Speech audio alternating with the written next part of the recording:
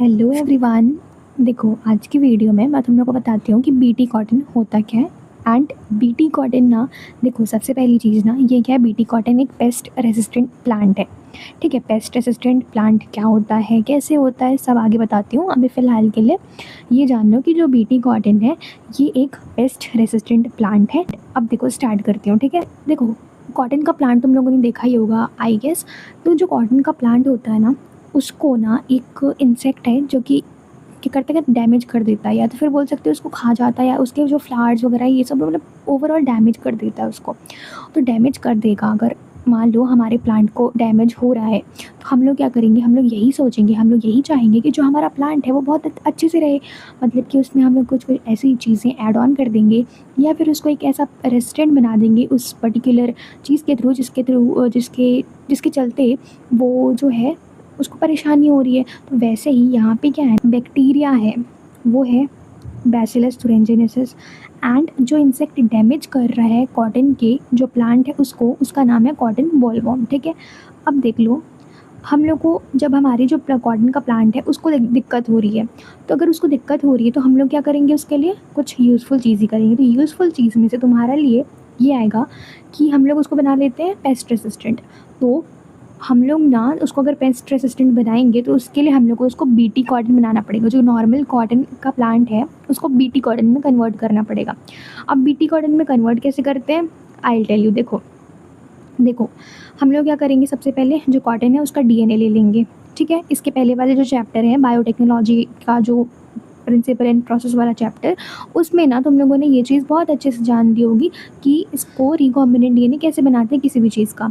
तो वैसे यहाँ पे हमने जो कॉटन है उसका मेन डीएनए उसका लिया है। एंड जो बीटी है यानी कि बैसिलस thuringiensis नाम का जो बैक्टीरिया है ना, हमने उसका लिया है क्राइजीन। ठीक है, क्राइजीन ना एक ऐसा जीन होता है जो कि रिस्पॉन्सिबल होता है प्रोटोटॉक्सिन या फिर एंडोटॉक्सिन को बनाने के लिए।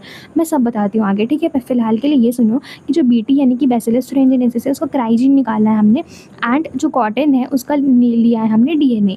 अब उसके बाद हमने क्या कर दिया, इसको रिकॉम्बिनेंट बना दिया है, यानी कि इसका क्राइजीन ऐड कर दिया है एंड इसका हमने डीएनए ले लिया है, मतलब इसको recombinant DNA, that means BT cotton यहाँ पे बन गया। ठीक है, अब देखो कि आगे क्या होता है।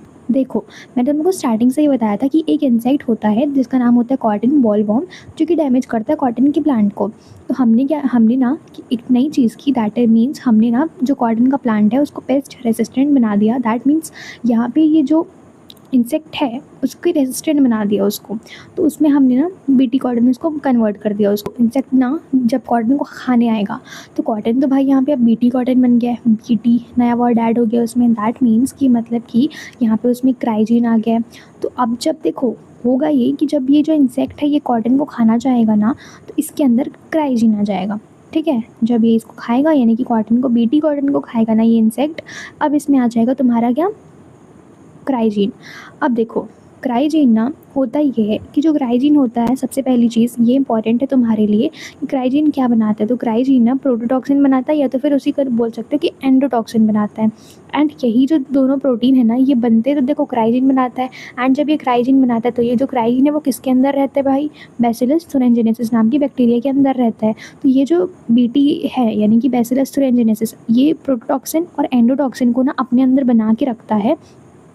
पर वो क्या है ना, इनएक्टिव स्टेज में होता है। इनएक्टिव यानी कि वो रिएक्ट नहीं कर रहे होते हैं, ऐसे स्टेज में रहते हैं। ठीक है, अब देखो क्राइजीन बना रहा है, तो क्राइजीन अगर बना रहा है उसको, दैट मीन्स हमने अगर क्राइजीन को किस में ऐड कर दिया है, उस पर्टिकुलर प्लांट में यानी कि बीटी कॉटन में। बीटी कॉटन में जब हमने कॉटन के प्लांट को कन्वर्ट कर दिया है तो उसमें क्राइजीन ही तो मेन ऐड हुआ है ना। तो क्राइजीन अगर उसमें ऐड हुआ है दैट मीन्स कि जो प्रोटोटॉक्सिन है वो आ जाएंगे तुम्हारे बैक्टीरिया के गट में। तो होगा ये कि यहाँ पे पूरा स्टेप लिखा है मैंने। देखो इफ़ वो cotton bollworm eats the cotton, तो उसके बाद होगा जो क्राइजीन है वो एंटर कर जाएगा उसकी बॉडी में। And as I have already told you कि यहाँ पे जो क्राइजीन है वो बनाते हैं प्रोटोटॉक्सिन या फिर एंडोटॉक्सिन। फिर उसके बाद होगा ये कि यही जो टॉक्सिन है ना ये क्या करेगी, एंटर करेगी बैक्टीरिया के गट में, मिड गट में स्पेशली। ठीक है, मिड गट का नाम आता है तो उसको याद रखना तुम लोग। तो ये मिड गट में एंटर कर जाएगी। अब मिड गट में एंटर करने के बाद क्या होगा ना, एल्कलीन पीएच होता है। देखो तुम लोग को ना बहुत इंपॉर्टेंट है ये वाला जो वर्ड है ये तुम्हारे लिए, कि क्वेश्चन में ना फ्रेम होता है कि यहाँ पे एल्कलीन है या एसिडिक है। भाई बहुत बार पूछा गया है नीट में ये, और बच्चे यहाँ पे बहुत कंफ्यूज हो जाते हैं पता है। देखने के टाइम पे, पढ़ने के टाइम पे तो ऐसा लगता है कि भाई बहुत ईज़ी है ये, लेकिन वहाँ पे जाके ना कन्फ्यूजन हो जाती है कि एल्कलिन था या एसिडिक था, फिर यहाँ पे गलती करके आ जाते हैं। तो इसीलिए एल्कलिन याद रखना बेसिक, यानी कि ठीक है। उसके बाद देखो यहाँ पे ना उसका एल्कलिन पीएच है, तो एल्कलिन पीएच के चलते होता ये है कि जो प्रोटोटॉक्सिन है ना वो एक्टिव हो जाते हैं, एंड जब वो एक्टिव होंगे तो वो क्या करेंगे, बाइंड कर जाएंगे ब्रश बॉर्डर्ड एपिथेलियल सेल्स इन गट, उसकी गट में जो प्रेजेंट है एपिथेलियल सेल्स उसके साथ वो बाइंड कर जाएंगे।